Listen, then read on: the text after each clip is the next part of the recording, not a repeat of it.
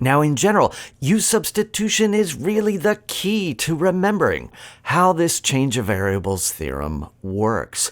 There's one example that I always like to drop back to whenever I get a little confused. I consider the integral of 2x cosine of x squared dx as x goes from 0 to square root of pi. Now, I know how to integrate that, and you know how to integrate that. This is a classic u-substitution type problem. If you let u be equal to x squared, then what do? Well, du is 2x dx, and there it is. You get the integral of cosine u du.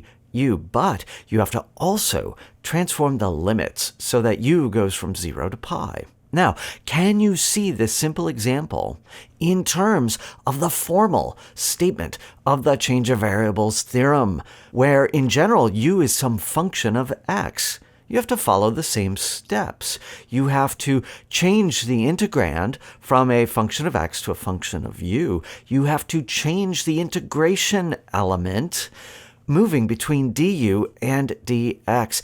And you also need to change the limits of integration. Now, often, no one's going to tell you what function of x you need to use for u. Just like in this simple example, you might have to figure it out for yourself. And you could do that, but, so what? This seems like a lot of trouble. What are some examples where we really get to use this theorem?